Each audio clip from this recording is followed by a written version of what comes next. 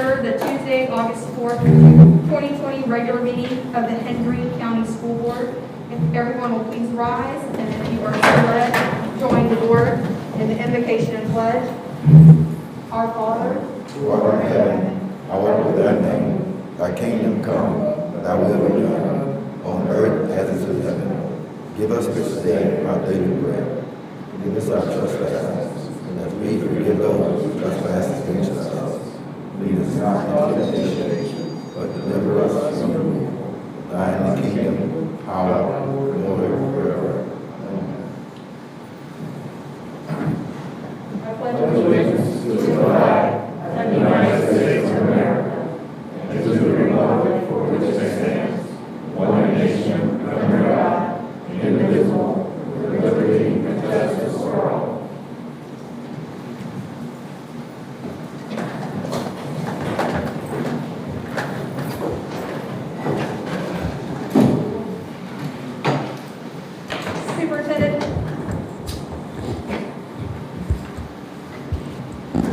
I apologize, it's hard to hear when I have the mask on. I wanted to bring the microphone closer. Superintendent, at this time, do you have recognitions? I do, but the teacher will not be here. We're recognizing for 12 years of service to Westside Elementary School, Teresa Sprouse Bledsoe, who will be retiring, and her plaque and all else will be sent to her. Thank you, Superintendent. At this time, do we have any citizen comment on agenda items? Yes, we do.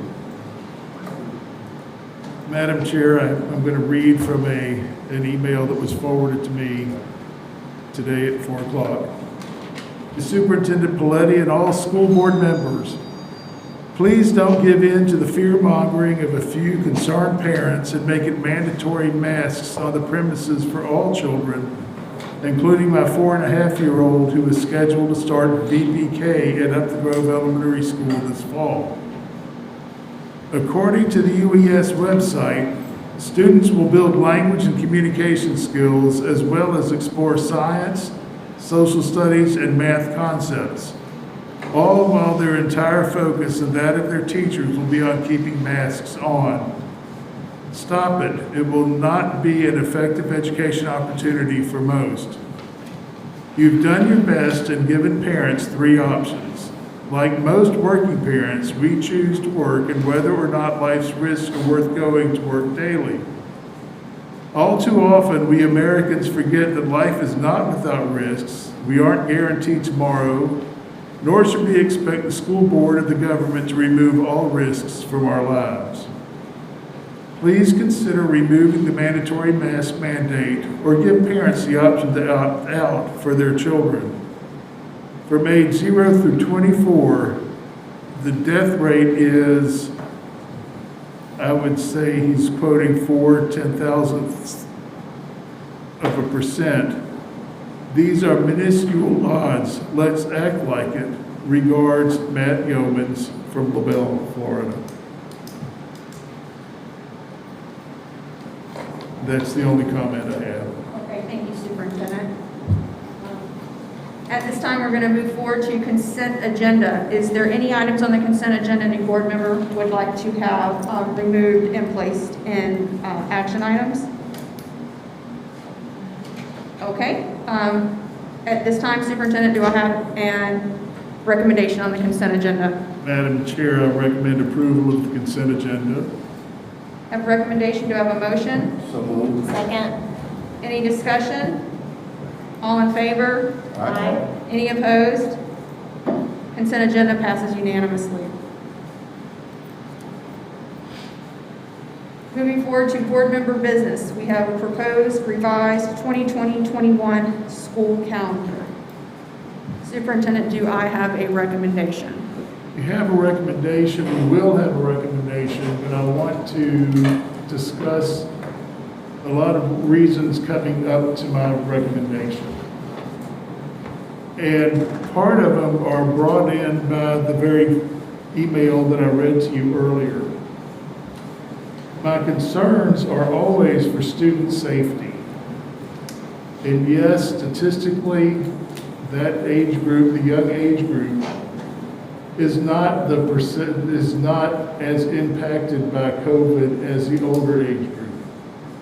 But my concern is that research is showing us now that those students who are 10 years and older can carry that as well as an adult. My concern would be that 10-year-olds are then now represented at each grade level. 10-year-old and older are at each grade level. And my concern is not necessarily the death of children, but what it impacts our faculty and staff. And I believe we need to be concerned about that very much. I am very concerned that on my few days left as superintendent that I do not want to make a recommendation that could cost somebody their lives. And I want to, Dr. Egley and I were using an analogy earlier, and I'd like to share that with you at this time. This is vacation season. Assume you're going on vacation and you go to the counter of the airport. The ticket agent says 25% of our older planes have a problem, and we know what it is. 21% of our younger planes, newer planes, have a problem, and we know what it is. The issue is we don't know which planes have the problem. And the problem sometimes results in a fiery crash. And sometimes the plane just sputters and goes along and no major issues. You get there and you get back. You don't know what's wrong with the plane you're going to get on. If there's anything wrong, are you still willing to get on that plane? And that's sort of the question I have to ask myself, because the numbers I just gave you are our current positivity rates. They have actually gone up. 25.8%, I believe, is our current number for the general population, and 21% in Hendry. And 21% is our juvenile rate, those people 18 years old and younger. Our average age of infection has actually dropped from 37 to 36. We have seen what's happened in an Indiana school. We've seen what's happened in a Georgia school district when schools reopened, and these infections came and the schools ended up closing. For those parents out there, and I agree, students need to be in school. That's what I've based my life on, children being in school and learning. But I can't give them, I never can give 100% guarantee that the children are going to be safe all the time. But looking at these statistics, I'm telling you, when the general population hits the schools, it's going to, we can open, and it's a matter of time before we shut down again. So therefore, I would like us to open our schools August 24th, but virtually. And I would like that virtual instruction to continue until we get positivity rates for at least 2 weeks of 10% or less. So I can't give you an exact date, but I can tell you that of when we will say we will open. But the clear issue is school needs to start. This is not ideal. There is no road that you can go down in making this decision that does not have a potential train wreck at the end of it. I would hate to let parents know that school is open and then close them 2 weeks from now, or from their opening. That does more havoc, I think, on a parent and the child than it does as if we proceed cautiously and in an absolute abundance of caution. Madam Chair, Mr. Coletti, if you're going to push off until the 24th virtually, why wait until the 24th and not proceed on the 17th as we had discussed? The reason being is our teachers need to nail down the digital learning. Because another thing that we need to worry about also is that this has got to be different than what we went through in the spring. Absolutely. And it's going to be, people are not going to be able to stay home. They're going to have to go to work and report. That way, a parent who's having an issue with a lesson or their children can get hold of that teacher at that school by calling the school, okay? That was one of the complaints we heard as we were going through. We have to figure out that right now, digitally, even with our boosters, we can reach about 80% of our students on the internet. Now, bear in mind, we're not the telephone company, we're not the cable company, we're the school system.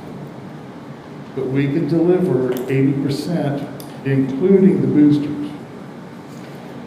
What do we do for the ones? Well, I should say 85%.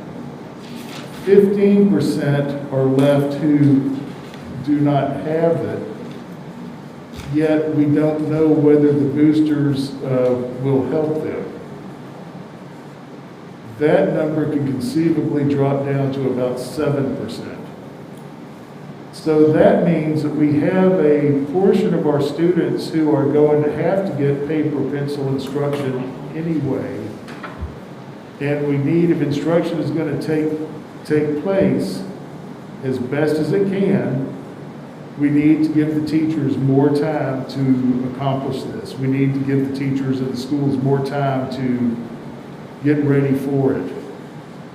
So it's not just as if we're going to do what happened to us in the spring. It has to be more stringent.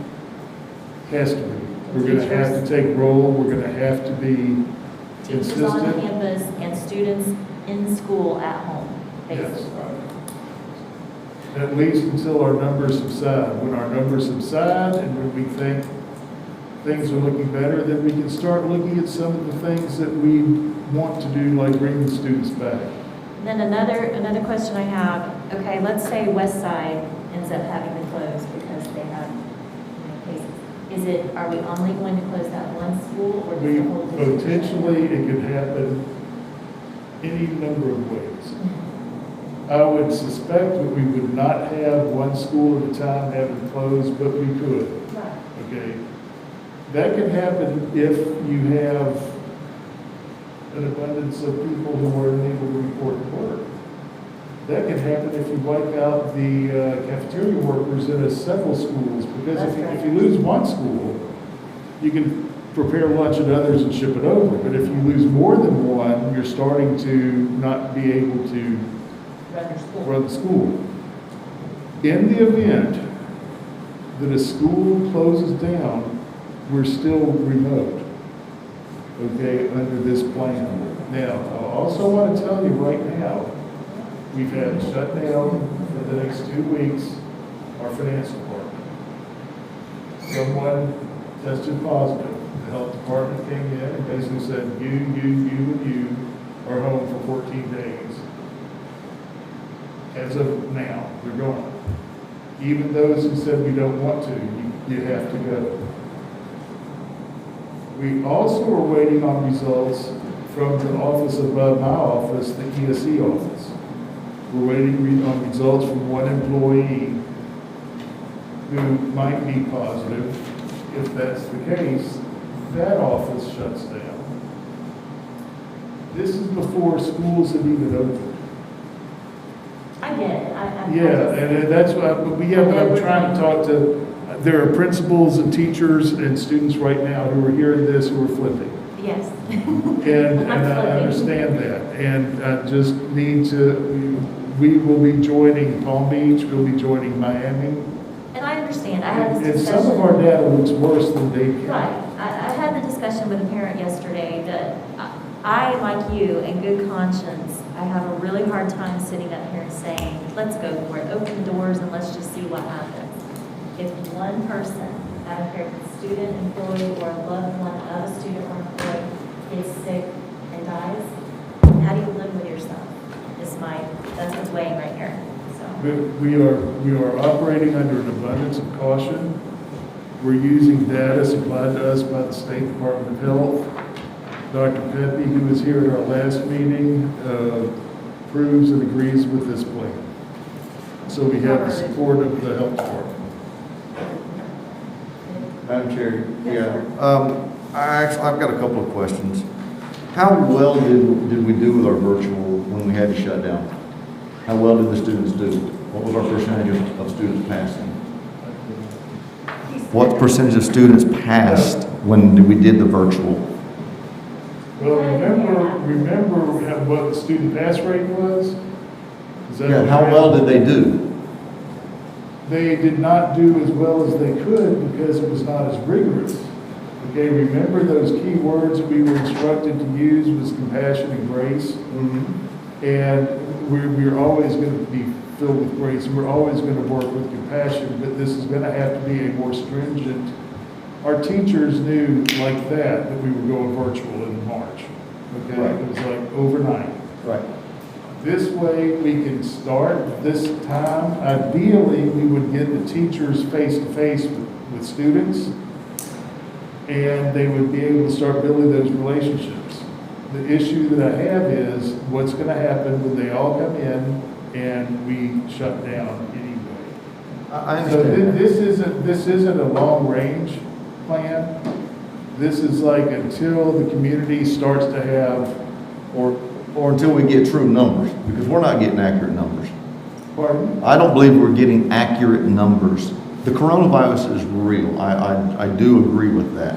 But when I have been told that there's an article that was printed that the CDC has not put out the true numbers that Hendry Regional Medical Center gave them, and we have somebody working from there, and they might be able to tell us is that true or not. Why is there an article printed that they falsified the numbers that they were given from a hospital? They increased them. So I don't have faith in their numbers. I think they're off a little bit. I'm not saying it doesn't exist, it does, but I don't think that they're as bad as they're making it out to be, the number wise. And the COVID is bad, there's no doubt, but I don't believe it's as elevated as they're making it out. You mean as prevalent or as? Well, I don't think the 20-some-odd% is correct. I think it's high. What would you consider safe? Well, that was as of yesterday. Yeah, that's what, but who reported that? The issue, the health department, Department of Health. through the state, To the state, through the CDC. That's through the state, CDC is federal. okay. What has happened, I believe, in Southwest Florida, and some of them, the cases that we reported were just the positive cases. Mhm. Okay, and that was a few weeks ago. Right. Okay. We did not see the spread into the community of this until more recently than that. See, that's why Dr. Pepe, when I had been talking, he said, no, there's nothing to be continued, because at that point, there were pockets of COVID in the labor camps, in the nursing homes. Right. The issue started sparking, and his concern sparked when it jumped from those places into the general population. Mhm. And that's what he's saying, and I'm not sure that our figures that we're using represent any false numbers that were used, or, I mean, I can only go on what the state is giving us. Yeah, I know that. I'm just saying that there's so many, you hear so many different doctors and groups, organizations that are putting things out there. Like, I'll give you an example. There was a doctor just the other day that posted a post that was shown to me in the Fort Myers area talking about the numbers. The news reports, the hospitals are 90%, 95% full. The doctor says that's incorrect. They're 90 to 95% full with the available staff that they have. They're not full. They're misleading. They're not presenting true numbers, is what I'm saying. So I kind of take some of these numbers with a little bit of a grain of salt. I just don't trust them. I think that part of it is deals with all the politics that are going on right now, and I'll leave it at that. I just don't believe that all these numbers are accurate. And then on top of that, I think we've got staff, teachers, everybody that has put in all of the effort and all of the work, and we have already given out the choices. We look kind of foolish by saying, okay, parents, here you go, tell us what you want, and then we go, no, we're not doing it. We pull it away from them, and our staff, what are we telling our staff? We don't trust your abilities? I mean, I kind of get concerned about that a little bit. We do trust the ability of the staff. So I'm just saying, I think we polled all of our teachers and staff and asked them their opinions on this. Have we polled all of our teachers and staff and asked them? I have talked to a good many. And what But was? I have not polled all. All of them are concerned, as I am. Right. And what was their? It has gone anywhere from opening to the 24th, opening to the 31st, to virtual opening. The choice for parents will still be there. No, we won't. We're telling them right now. You're telling me that we're telling them it's virtual. That's it. Your choice is I did gone. not say that. I said temporarily, we will do this until rates drop. Right. So we're stripping that That does away. not mean for the year, Mr. Baskin. That means until the rates drop.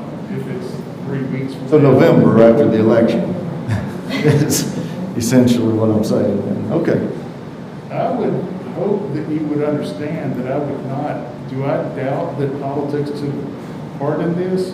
Right. I don't doubt that politics play a part, have played a part. Yeah. I don't know which way. And I'm not playing, I want to put politics aside to make this decision. Mm-hmm. Because have numbers actually been suppressed? Or have they been reported falsely?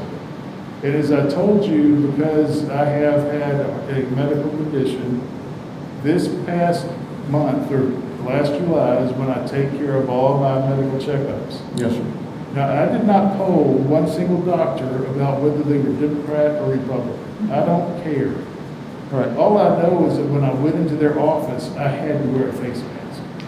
They know more about it than I do. Mm-hmm. Okay? I even went to get a new pair of glasses.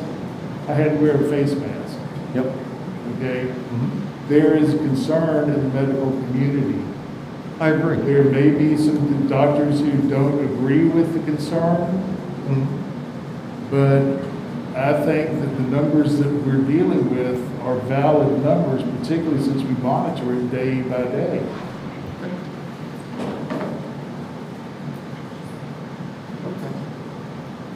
And quite frankly, the teachers have an option.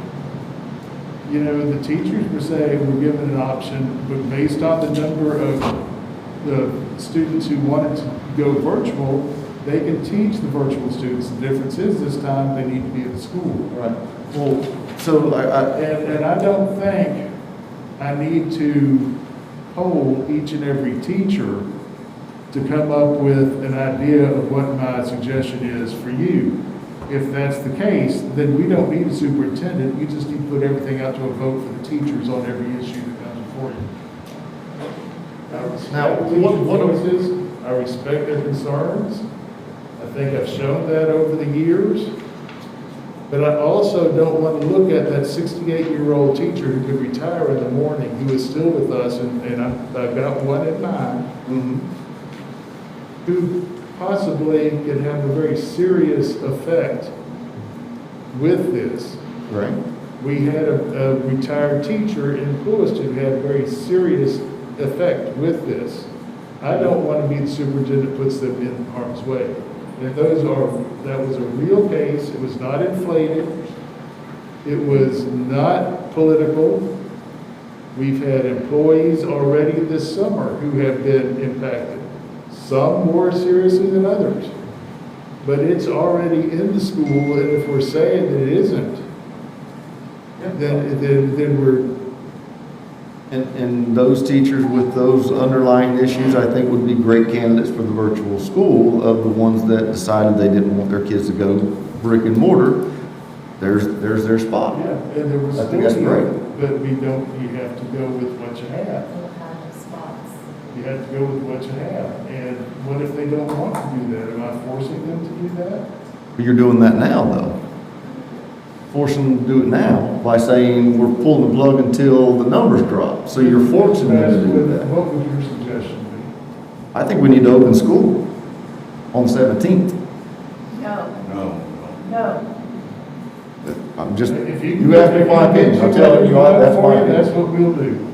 That's my opinion. I mean, there's 4 other people up here that have their say-so as well. That's just my opinion. I have gotten emails from numerous people that have been saying, we want to go back to school. I've had one person from LaBelle that emailed that said they were concerned and their husband would be there if we opened the school. But I've had multiple emails saying, let's open it. I mean, what's Glades County doing? We've got other counties around that are opening. We've got some that are opening on the 11th, according to the news, some that are opening on the 17th. Why are they not concerned like I this? don't know. Palm Beach is opening later and virtually. Palm Beach But others is on aren't. the 31st, Okeechobee is on the 17th, Lee is on the 31st, Yeah. Broward's the 19th, DeSoto is the 24th, Glades is 17th, Highlands is 17th. So, I mean, if those are opening, why, I don't understand why we are tiptoeing around it. I think we need to, the governor says we need to put them in school. I think we need to put them in school. Just, I don't think going from the 17th to the 24th is going to make a hill of beans. I don't think it's going to make a iota of difference. The 31st at opening is going to make. I agree with you. I don't think it'll make a bit of difference. What's going to matter is if we can pull people out. Now, yes, I'm not, do you think I don't realize people are going to be mad and upset? That's why I asked for this job. They're going to be mad and upset. No matter what we do, I agree. And no matter which way we go, Yes, sir. they're going to be mad and upset. But at least this is a clear path to what could be a safer reopening. Because, and the other side I'm looking at it too, Mr. Paletti, is we've got students out there that, they're not going to learn a thing virtually. Not going to happen. They're not virtual kids. Number one, like you've already discussed, part of them aren't going to have access to it anyway. And you know as well as I do, they're not going to sit down pen and paper by themselves, and mom and dads, most of them can't help them. After they get out of the 3rd grade, the majority of mom and dads don't have that ability. They're not teachers. So these kids they're going to struggle right off of the rip. Okay, and then not to mention the food. Are we still going to continue to feed them? What are we doing? A lot of them, that is their meal their most nutritious meal of the day is at our schools. I have not said one word about not feeding children. Well, that's why I'm asking. That's why I'm asking the Yes, question. we're I going to mean, continue to feed. And I also would like to point out that those students who struggle virtually, this is not a perfect answer. no. They're going to struggle if we have to close 3 weeks after opening also. Just like they had to struggle in March when we shut down. I understand that. And we are, I'm not following the lead of Glades County. Their data actually look worse than ours do. Mm-hmm. So I think, if anything, Glades has taken the lead from us. They had the meeting last night. I don't know what transpired. But I do know that there are teachers who have supported this. Mm-hmm. There are teachers who do not support this. Sure. There are teachers who do not support anything that we're going to be able to do. But I am trying to operate under an abundance of caution. I have a question. The last board meeting, we talked about the teacher spot, and then if we open, how many said they wouldn't be there? Can you come to the Remember, we were talking about at the last meeting how we have a group of teachers who said if we do not reopen safely, meaning the mask mandates and making all the safety precautions, that they would retire. That's what she's referring to. I don't have a specific number, but you can look at, if Mr. Seeley was here, he might be able to run some numbers for me. Those are basically the teachers who already have 28 to It's a 30 chunk years. though, right? I mean, it's enough that if every single one of them, I mean, I'm not saying all, but, you know, I've tried to do the math in my head. We already struggle to keep teachers as it is. Even if we had a pool of 10 or 15 that retired tomorrow, we could be in a pickle. Yeah. And then when school does, right, and then when school does reopen, how are we gonna fill those positions? Because Yeah. odds are they won't come back. Right. And what are we gonna do with those teachers who do get sick Exactly. and we run out of substitutes? While we're on it. Because then we're gonna talk about teachers having to double up, and if you wanna make teachers mad, That's hard. start putting extra Start students in the splitting. Yeah, classroom. I've been there, I've done it. You and I had this conversation, but for the public, what are we doing for our ESC kids? How are we gonna handle our accommodations? There are some students, and it depends on their exceptionalities, who may need to could be at the school in order to get their services. And so we can handle those small numbers because we can socially distance. We can do the things that need to happen to them, but they receive some of their services and some of their therapies through us at the school. And it would be safer for us to send the therapist to the school than to send therapist to the house. The other thing that happens is if you have a student who is in an elementary school and they get sick in their school, there's quarantine, they go home and they have a brother or a sister in the middle school or the high school, and so on it goes. And this is, it's, if it was a cold, I'd be saying fine. If it was the flu, we have to deal with that every time. But you heard the medical people, who I don't think were being This is a political, saying this is a different disease we have to deal with.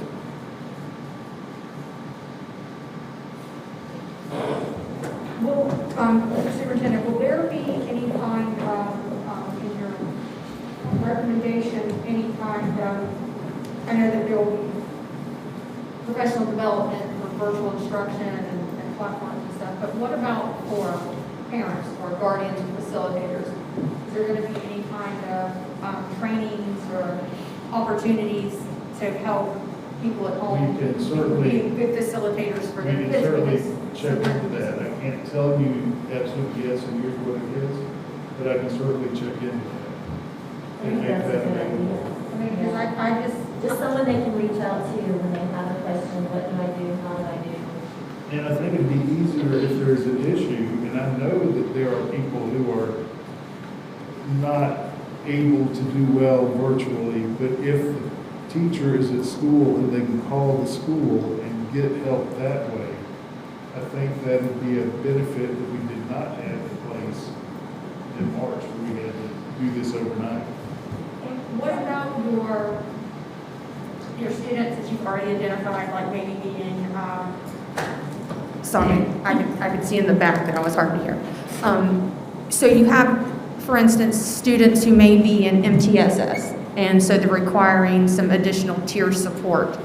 They're not on the same level as maybe that face-to-face related services at the school, but as far as getting their MTSS support, are we going to be able to provide that additional support virtually? Or? Yes, we had to give the state assurances in our reopening plan that these supports would be in place. So, yes, and it could be that the student might have to come to school for that day for an IEP meeting, or even an MTSS work day where they were to fill out the necessary paperwork. But yes, we would not leave, and hopefully this is, I'm talking about 2 to 3 weeks, hopefully. It could be longer. But it's not permanent. It's not permanent. The I whole, will tell you, Mr. Floody, I went to a kindergarten classroom today, and you know that's my love. That's what I did for nearly 20 years. My heart sunk when I walked in and I saw the tables are gone. It's first grade desks. They're gonna have plastic around them. I'm telling you, it's near tears. Yeah. It's, I don't know. I'm struggling hard with this. Are we going to be communicating, in your recommendation here? I know that we have data points, and you said that you wanted to see it at 10% or close to 10% for 2 weeks. Are we going to be sharing? Because one of the things I feel like we've kind of gotten to this data situation with our COVID is maybe the messaging wasn't from the beginning what it needed to be. And are we going to be sharing that with our parents and our staff? I mean, I know you have like the attendance wall that, 98% of first grade was here, whatever, but that visual reminder of this is where we're at and this is our goal. And I spoke to Mr. Adams last week about developing a dashboard that could be on our website to share this information. I like It's available through the health department now, but we could make it easier and available there. Along with, we have teachers and employees, everybody would like to know, okay, how many people in our school are infected?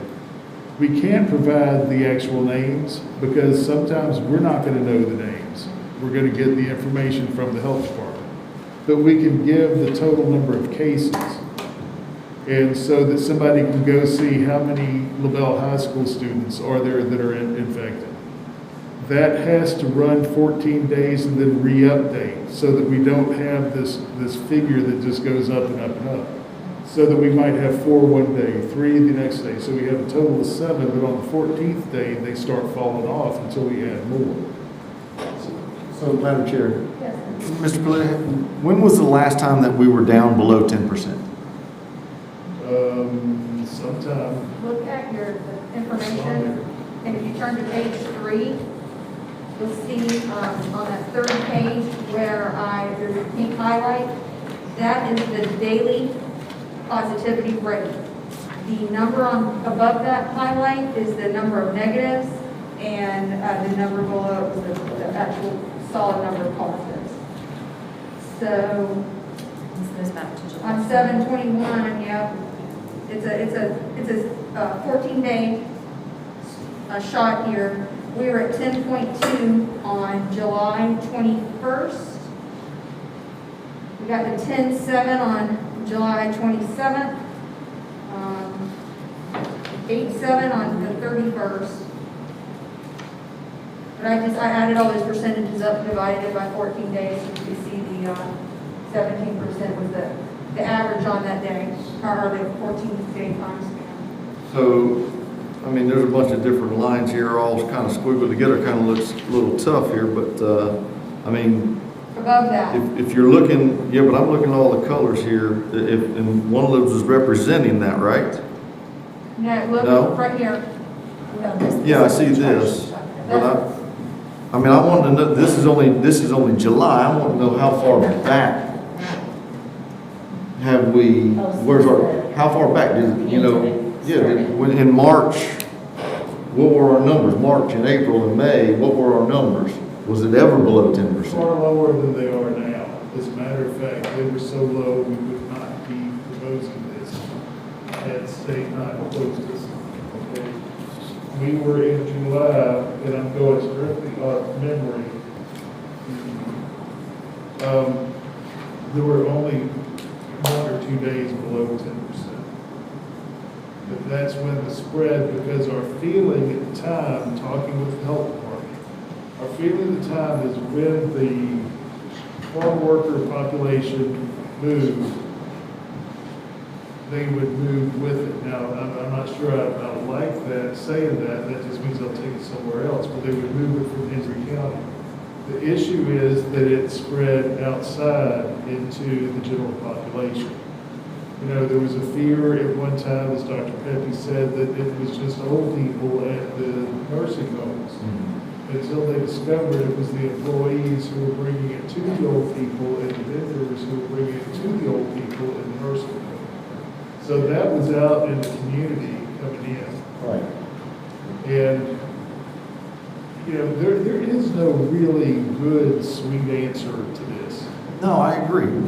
I'm just, I mean, my question is because if we don't know how far back our numbers went below 10%, or all everything starts spiking up, then, and we keep saying it's a temporary deal, could be a temporary 6 months, could be a temporary school year. I'm just, there's too much temporariness there to tell parents. I think we need to give them something more concrete.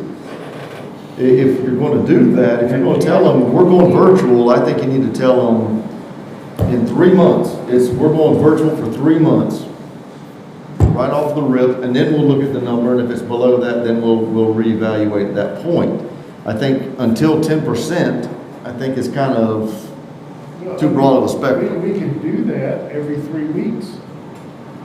And But so, just be aware that we'll be looking at the data, and every 3 weeks we can make the call and say that it could be 2 weeks, 3 weeks, it could be a week from now. You know what I'm saying? Yeah, I understand. And I sit here and say this is good until October 1, because when we were closed down, we did not have the positivity rates in Hendry County that we currently have. right, And that was the order from the state to shut down.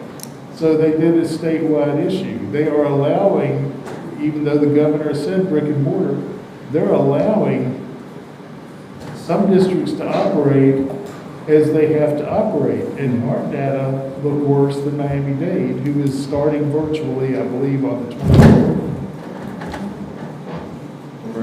Miami-Dade. Miami-Dade, actually, their newest pushback was, this is pretty vague, anywhere between the 31st and starting on September 30th. And they're looking at their data. Yeah, and talking about a potential, maybe bringing 50% back of the ones who want to do brick and mortar in October. That's their guesstimate that's out there. For Google.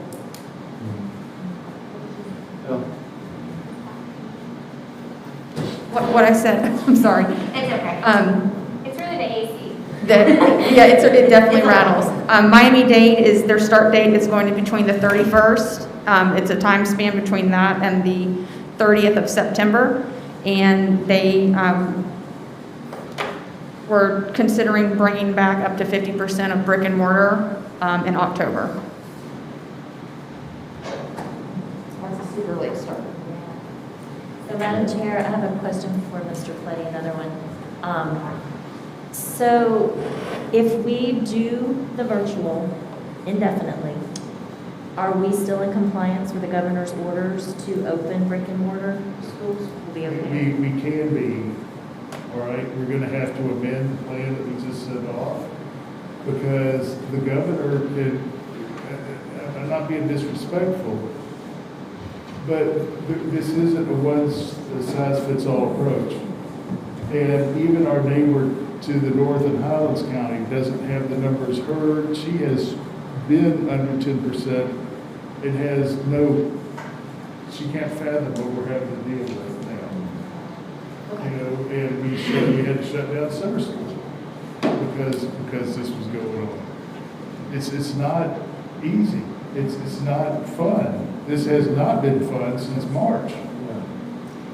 I was just, got a text that Glades County did not change their open date. They are going on the 17th. Okay. That was their decision last night. So just, I mean, because nobody knew. That's why you brought that. Yeah. So I still think we need to go. We can't keep living in this bubble. Our teachers have done the work. Our staff has done the work. I think we need to put it in their hands and trust that they're going to do everything right. And let's educate these kids. I trust that they're going to do everything right, but what you do, just like what happened at Clewiston High School, when we had to shut down the ESC summer program because nobody in the school did anything wrong. Right. But the mom sent her child who was supposed to be quarantined to school anyway, and she turned out positive. What do you And do two when that others- mom, when that and same two mom other sends her students student were out infected. into Walmart or McDonald's or Burger King where you go and get lunch That and is food? the I whole mean, problem that needs to be addressed You're going- community-wide, Mr. Basquin. you're taking the same risk, I mean, going out in public every day. But you have control over what you do in the. You can also control that. You have control in the school, you don't have to go licking the doorknobs or licking the windows, you carry hand sanitizer, you be cautious, I mean, you have the same controls in the school. We have some of the greatest parents in the world in Hendry County. Sure. But there are parents who have sent their children to school sick all the I time. can tell. I agree. Sometimes they do it on purpose until they can get, if it's a teacher, they might do it until they can arrange for a son to come in. I had a lady tell me the other day, she sends her kid to school with a runny nose. I said, that's not right, you shouldn't do that. If the child has got a cold, keep them home until they're not contagious. That's right, and if they don't, And that's what I told her. and if they don't, then we call them and send them home, which we were gonna have to. I mean, but, you know, I think we treat this much like the flu. We're very cautious, take the precautions, the extra precautions, and carry on with it. Let's educate our kids, I think.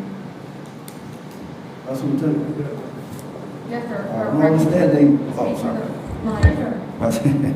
What I'm understanding is that on the 24th, we're going to go back virtually, and until the numbers are satisfactory to you coming down. At that time, they will make a decision to put them back into school if the situation warrants it. Okay, I just need to make sure it's And clear. having to say this, and I hate to use the word if we have a downward trend that starts before the 27th, we're looking at a matter of days before we say, okay, come on back. Okay. But the problem is, What the 20? Is it You meant 24? the 24th, correct? yeah, Yeah, you said 24. 27. What I'm saying, if it started to downwardly trend now, Okay.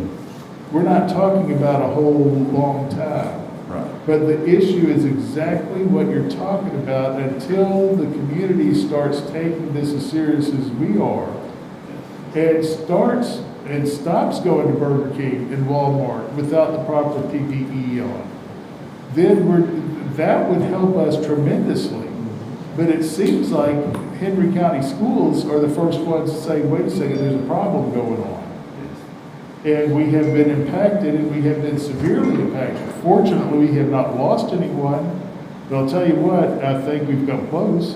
Yes. And I don't want to be the one that says, listen, this is all hyped, this is data that's skewed.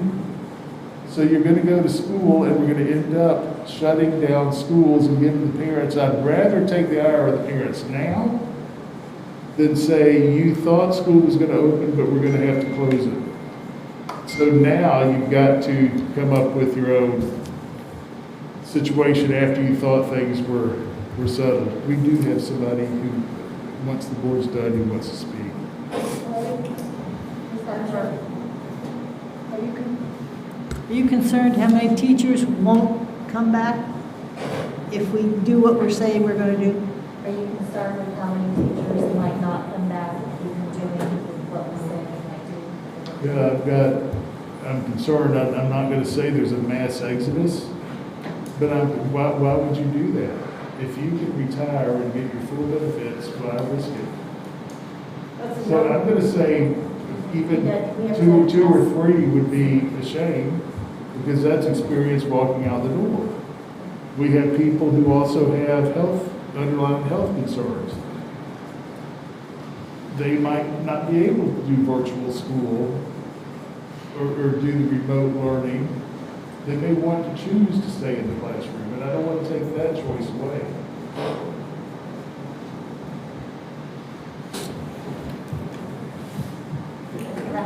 Yeah, my phone's blowing up over here with people wanting questions, so I do have one question that I think needs to be asked. what are the roles of the enrichment teachers and the support staff if we go all virtual? What are they going to do? Was one of the questions. Okay, What's the roles of the enrichment staff and? the enrichment. And the support staff, like paras and stuff like that, what are we going to do with And them? I'm glad Richard's here because there's a concern that we have for that. Okay? With the support staff, well, first of all teachers who are under the teaching category have reported and they are covered. They're going to be working. They are working. Support staff, the paras who are 10-month traditionally come in when the students come in. That would have been originally the 10th. The plan is for those people to come back on the 10th. That way they're not impacted by any loss of service. If we move it to the 17th, they would be impacted, but when we do this and change the calendar, we have to take those 5 professional days out of the calendar and give them back as student days. Paraprofessionals do not work professional days, so they would gain those 5 days back by working that. The one issue I have that I'm still working on, and I've called Mr. Dimchek to see, bus drivers are now the only ones who would be negatively impacted by pay by losing those runs. Do you see what I'm saying? So there are agreements that other districts have come up with that he's going to share with us to see how we can do that, because we do not want we don't want anybody negatively impacted by pay. So the paras, what would they be doing during the virtual day?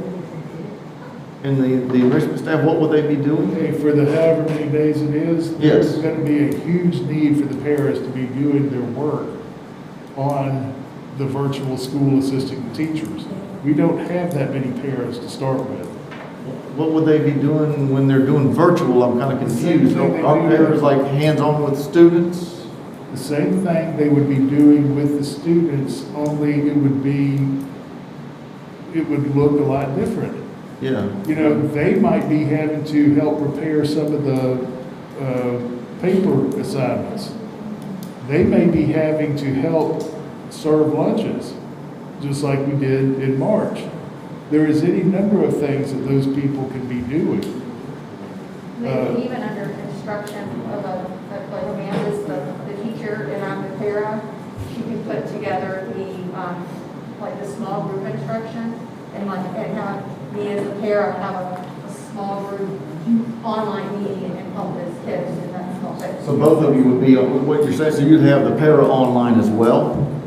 Conceivably, yes. Yeah, the kids like MTSS. Depends on how they want that. That's why it's important for us to make a decision now. Okay, well, that's why I'm asking. I So mean, that these plans can be made so that we are very clear on our digital platform. The teachers have got time to do this. It's not going to be easy. It's not going to be perfect. because I mean, I've got teachers and stuff that are asking, different staff members are asking, well, how are we doing this? What? Because evidently this is all fresh to them too. So they're trying to figure out where would they stand at in this whole situation here. Worried about people as well. Teachers are wondering about that? Yes, a lot. A lot of teachers are wondering. A lot of teachers are very concerned because they have been preparing all summer for this, and you're kind of just throwing it at them like, okay, now we're going to be online. So it's like they've been going through roller coasters. We're gonna have a time when, after we finish board discussion, that I'm gonna let anybody who wants to come up and speak, and you have absolutely no need for it. If you would fill out the speaking form so that we could, she already did, but anybody who wants to If speak. anybody else wants to speak to the So that matter after we can board keep that discussion. record.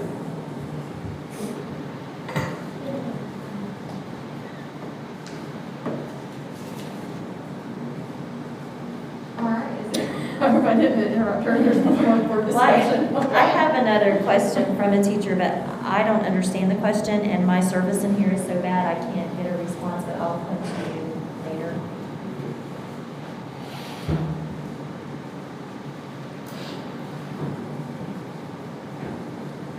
Next item, right?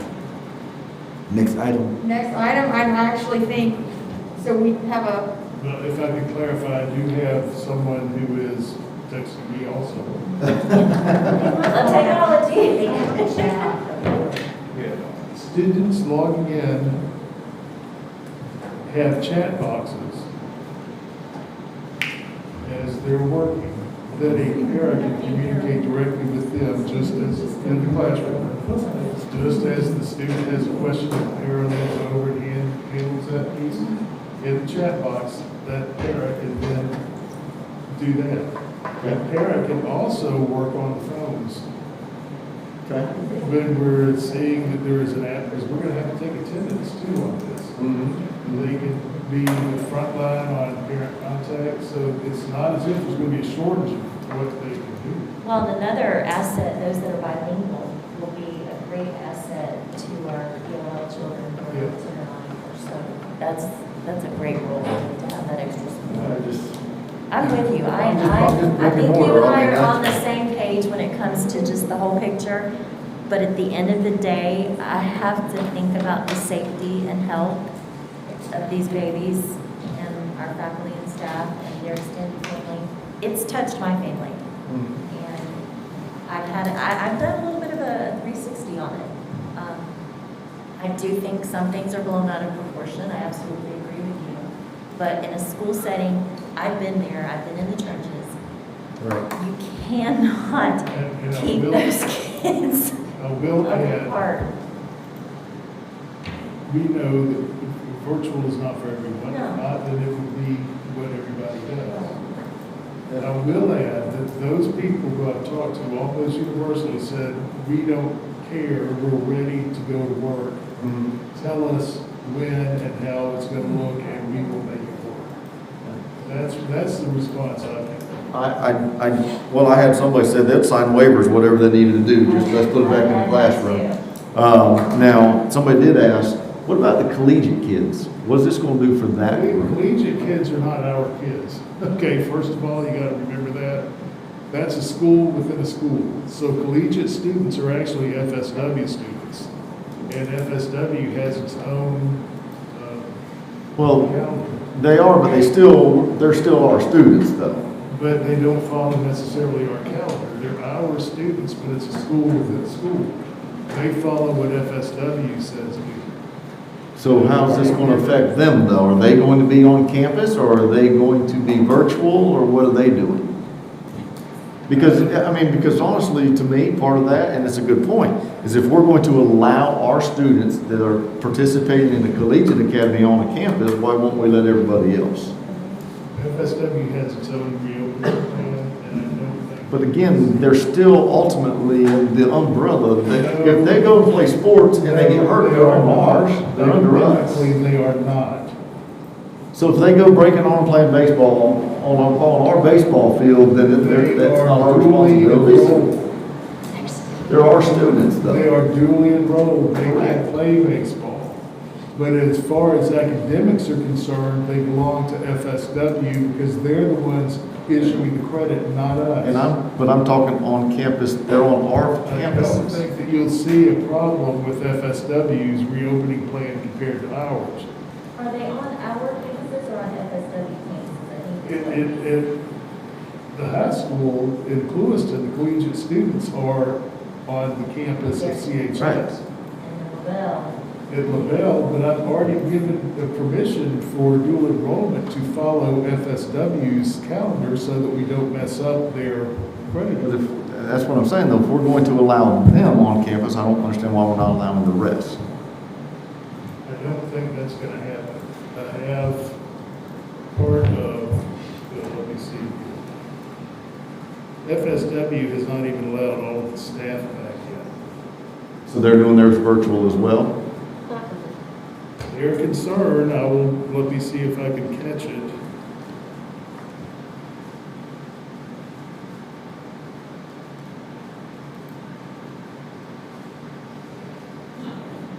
Y'all can go on the reopening plan, FSW.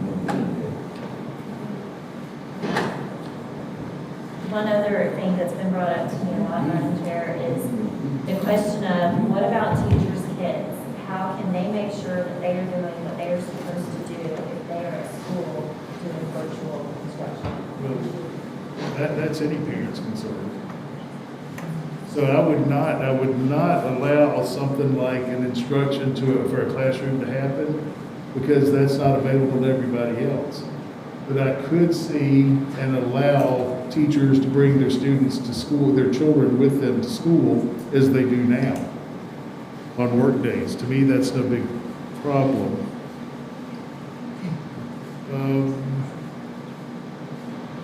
I will forward this on to you, but you will see that FSW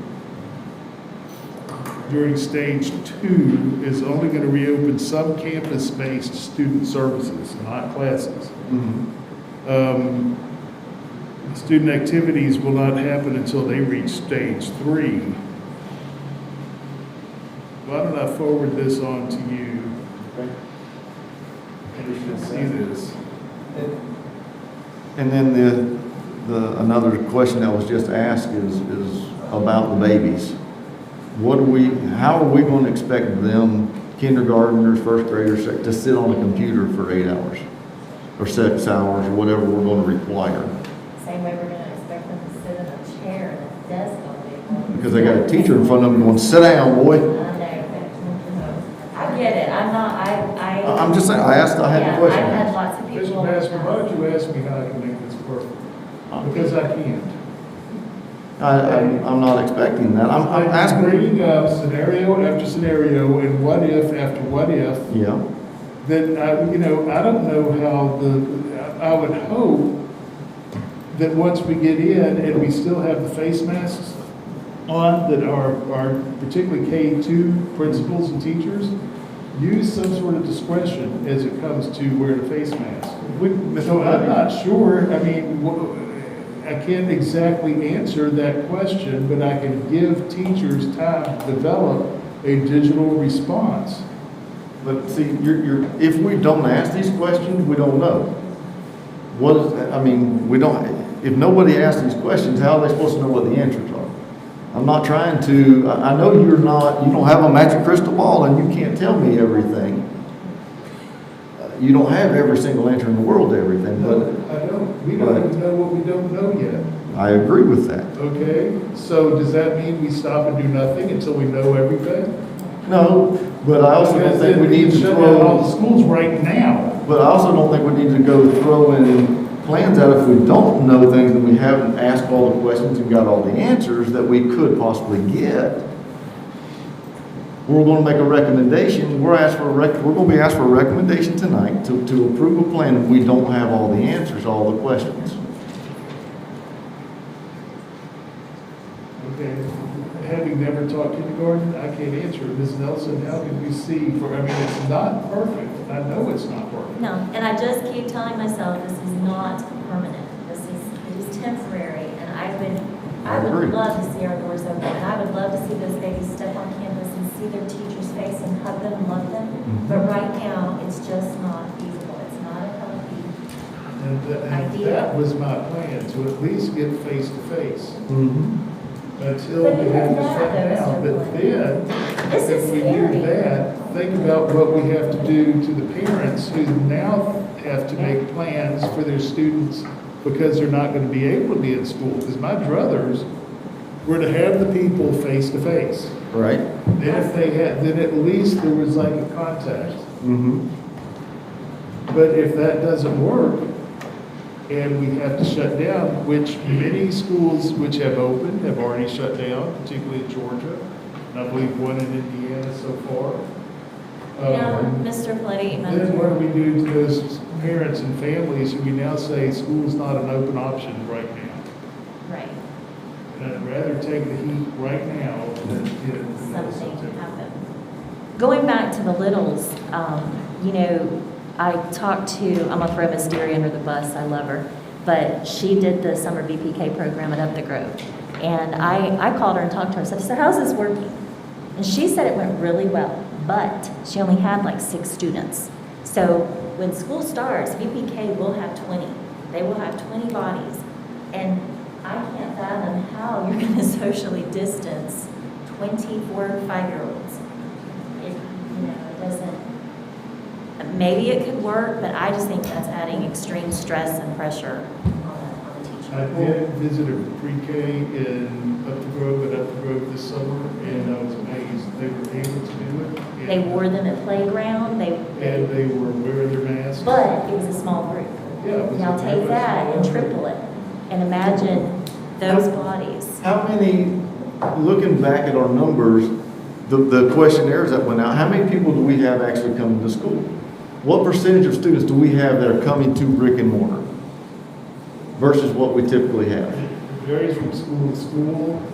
It's over district-wide, 60%. LaBelle High School, for example, has fewer than 60. Okay, so, I mean, automatically, our numbers are going to be down right there because we're not going to have as many students there.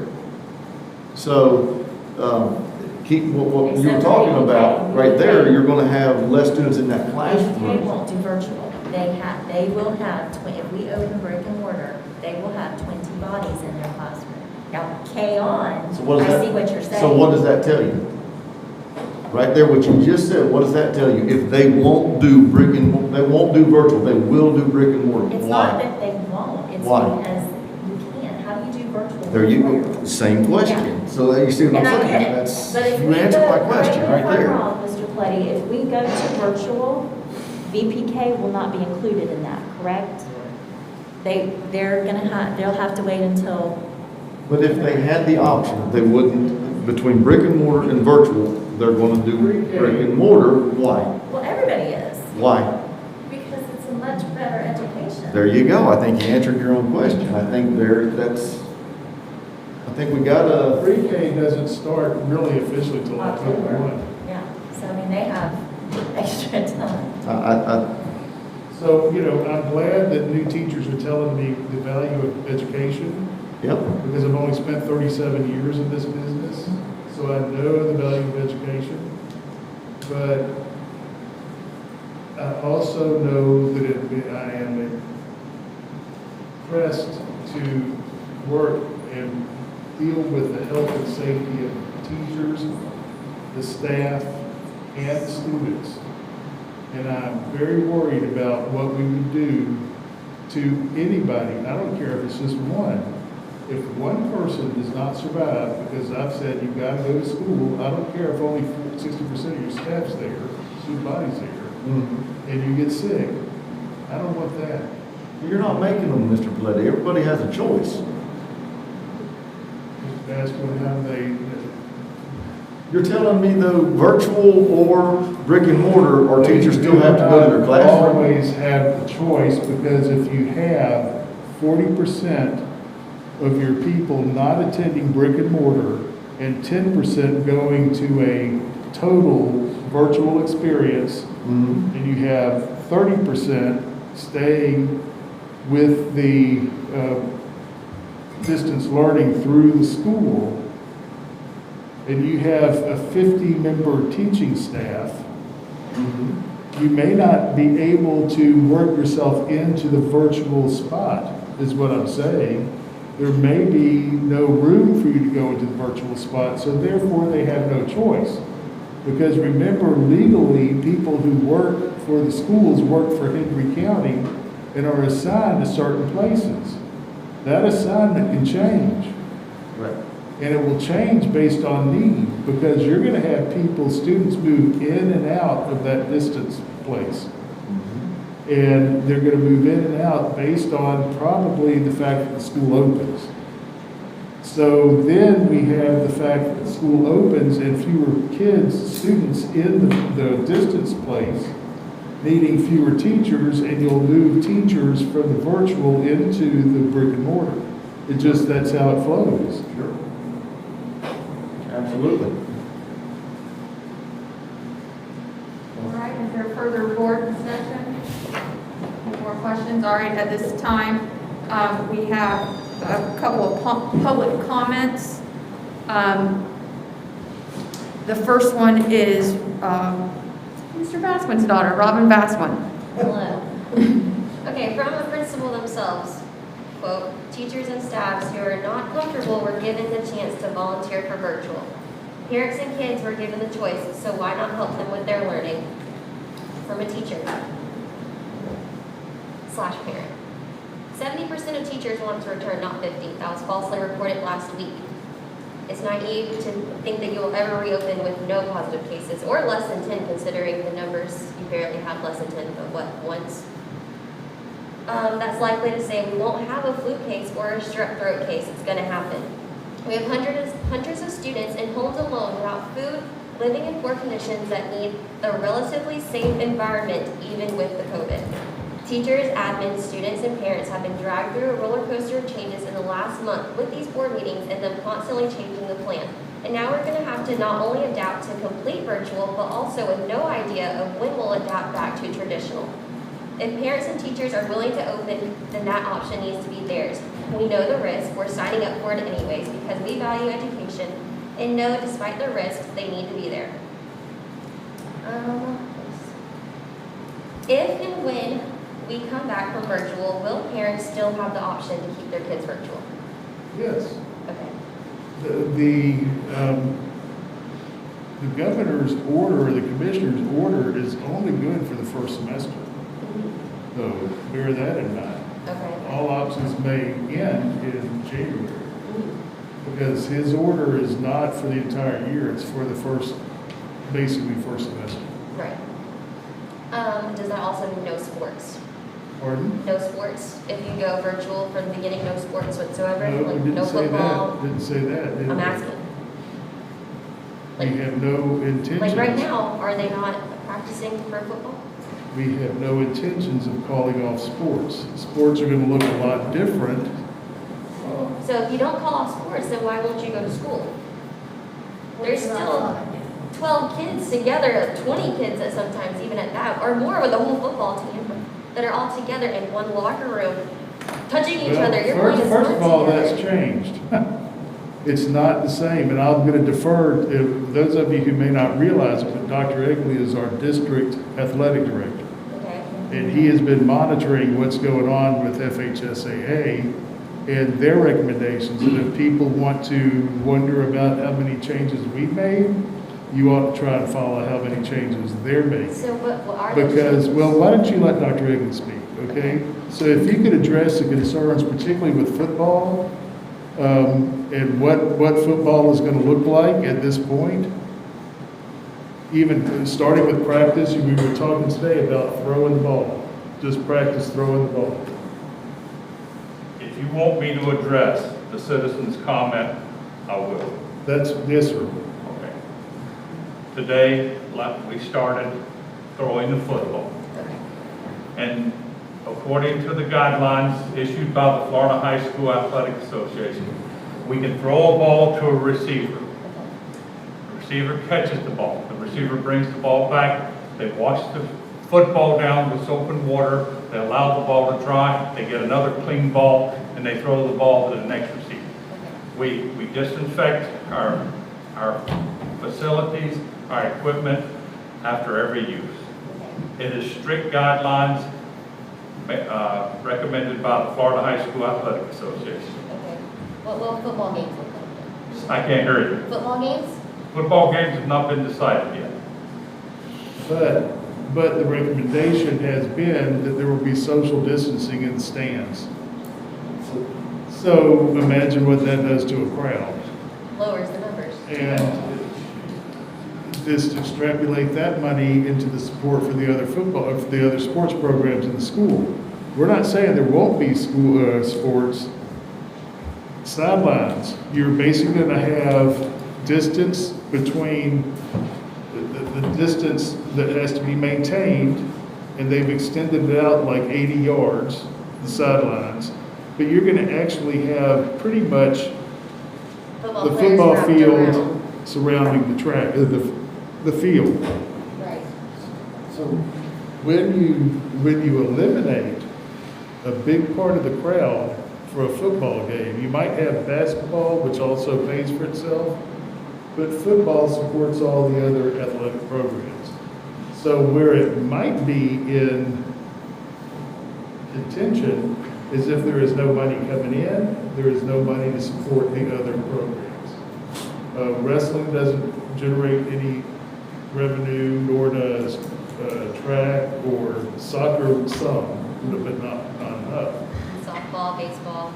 Volleyball might come close to being able to pay for that, but I'm not really worried about sports, but virtual students, homeschool students, and private school students can come play sports now.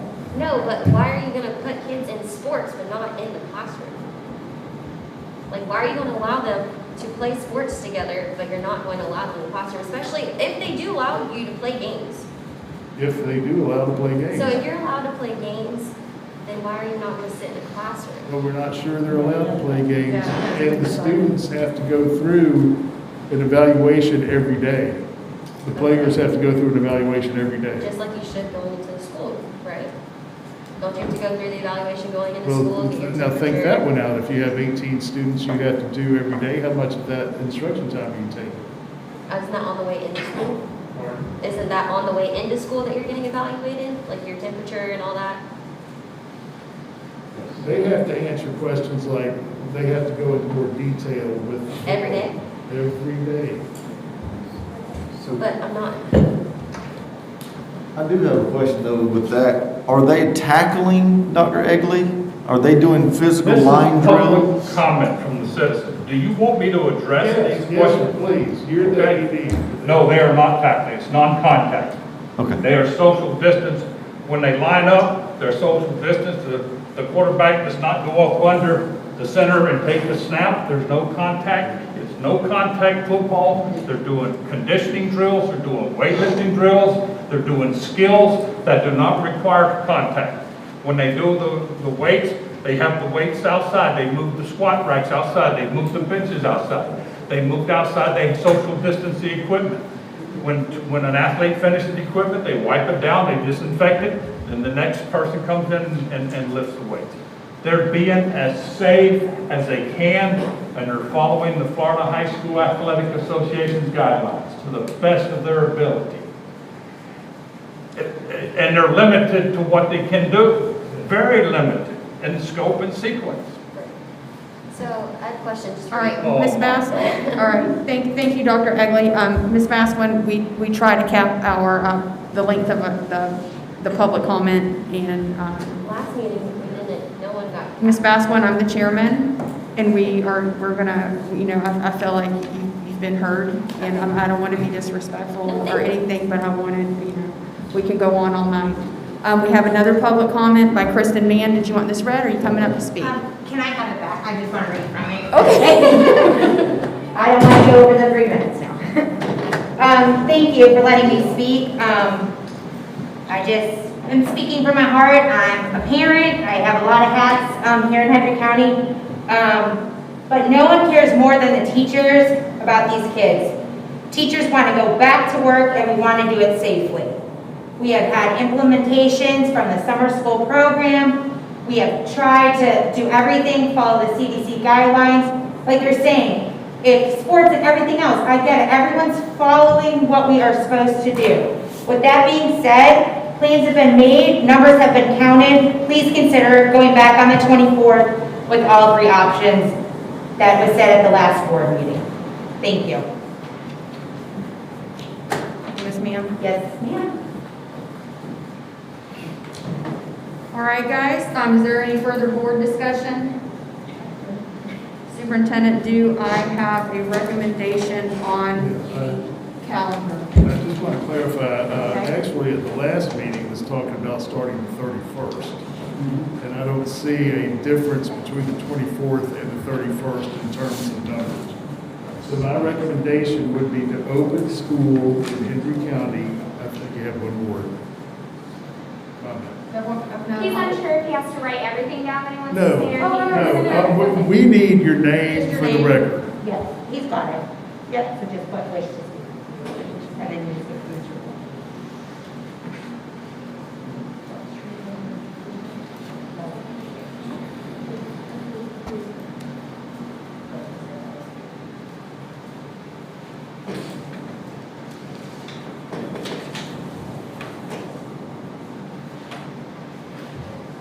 All right, we have public comment from Eric. Will you help me with your last name? Vlugel? Yes. All right, perfect. Eric Vlugel. Okay. I just wanted to bring a few points of information to the board's attention. I'd like to start with the number of cases today in Hendry County. It stands at 1,710 cases. There are 24 new cases today. There is 4.1% of the population either currently infected or has previously been infected by COVID-19. I'm here today to present evidence against reopening. The first point of evidence I'd like to put forward to the board is what happened with Gwinnett County Public Schools in Gwinnett County, Georgia. This district has not reopened yet, but beginning of year meetings began on Wednesday, July 29th, just last week. Within 24 hours, 260 members of staff were barred from campuses after testing positive with COVID-19 or coming into contact with members of staff who have tested positive. The district's administration response was this: it would be expected to see positive cases amongst our employees due to the number of cases in the county. That evidence coming from Fox News 5 in Atlanta. The second piece of evidence I'd like to present is from Corinth School District, City of Corinth, Mississippi. Classes resumed there as scheduled July 27th. That was Monday. By the end of their first week of classes, their high school had one student who tested positive. As of yesterday, just 6 days into their school year with in-person instruction, 14 students are quarantined. There are a total of 5 cases identified. That is from the school district's Facebook page.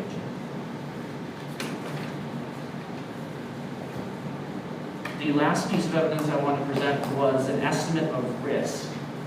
I found this estimate using local health data that was analyzed by staff at the University of Texas. They did their best to, using local health data, determine an estimate for the number of positive cases a school district could expect in their first year, or excuse me, their first week of reopening the school year. The data suggests this: for a school in Hendry County with roughly 1,000 students and staff, or roughly the size of either of our middle schools, they could expect somewhere between 13 to 43 infected individuals in their first week alone. Partly because of this potential, of the nation's 25 largest school districts, only 6 have announced that they will return to in-person instruction this school year, or at least at the beginning of it.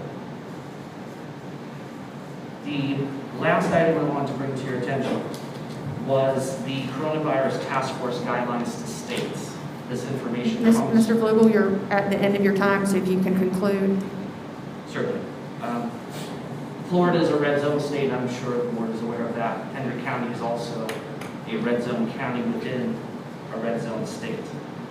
The coronavirus task force recommendations to local officials in a county with our status suggests limiting gatherings to no more than 10. My question to the board is, how will we teach class sizes larger than 10? Thank you. Thank you, Mr. Vlugel. All right, is there any further board discussion? Madam Chair, Yes, sir. I do have a question for the gentleman. You said 4.1%. Where did you get your numbers from? Those numbers are from, let me consult my notes here, Florida's Community Coronavirus Dashboard. And where are we getting our numbers from? I am on Department of Health. Why do we have such a vast difference in numbers is my question. I don't think we have the best number. We're way over, you guys are telling me we're 20-some odd percent. He's saying we're 4%. 4.1. 4% of the total population. Right. We're saying 20-some% Of of the people those who are who being are tested. tested. So So that's the So difference. we all got tested, the whole board, So- and we got tested. It would be the percentage of us that are being tested that are positive. We're never gonna, we might as well just shut schools down, we're never gonna make that. Okay, thank you. I can clarify my comments for the gentleman if you'd like. Okay, so, all right, Superintendent, do I have a recommendation? I recommend that we open the school in Hendry County on August 24th virtually until we see the positivity rates come within or 10% or less, and that will be reviewed daily. We will want to see 10 days of 10% or less before we open brick and mortar. Okay, we have the recommendation. Do I have a motion? So moved. Second. A second? More discussion? All right, all in favor? Aye. Any opposed? Nay. Motion passes 4-1 with Basquin as the nay vote. Okay, our second item of business is a discussion over the teacher pay plan. Superintendent, I'm going to yield the floor to you. You received this a few weeks ago, meeting before last. These numbers are not correct. What this plan is we are required to show you, the board, what our plan is to implement the amount of money that was given to the district to move teacher salaries toward $47,000 start. The issue, once this was established, the issue that came up is that K-12 helped us generate that money. Therefore, part of this money, approximately 5%, goes to K-12. Approximately 18%. The reason I said 5 is that if you want to get some idea of what the new number is, you would look at this column and deduct about $500. Okay? This does not mean that bargaining with teacher salaries has concluded. This means this is what the district is giving you as what it looks like at this point. Bargaining will continue, and then by December, we have to show the state what we've done. Okay, so that's what this piece of paper was. You guys have any comments or on that? All right, I guess we're going to move forward to board member business. Reverend Brown? I'm so happy to see your face in person. It's good to be here. We're in a sad situation where we have to discuss something like this, but I believe Superintendent made the right call. It may not be a popular one, but I hate to have us make a decision that ended up in some child getting sick or possible to die. So it's not permanent, but what we can do. It may not work, but what we can do to try to make a difference. So, but we just pray and trust that it'll do well by the end. Because there's no one that has the answer. We all want to, and we can shoot questions all day, but all we can do is the best we can do, and then move forward. But thank you for your chance. Thank you, Rev. Dr. Burr? Ditto. And Mr. Baswin? I think I've said enough, thank you. Ms. Nelson? I agree with Reverend Brown. Thank you. My comments are going to be on this meeting tonight.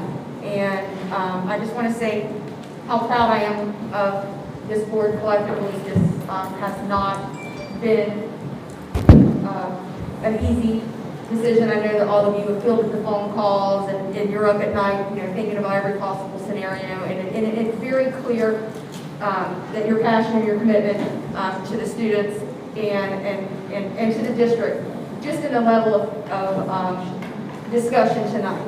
And I just see this board continuing to raise the bar, and I just wanted to say, I know that we don't all agree on this, and one thing we can't agree that it's not perfect, but that I think that the board performed very well tonight and is continuing to raise that bar. So kudos to my colleagues.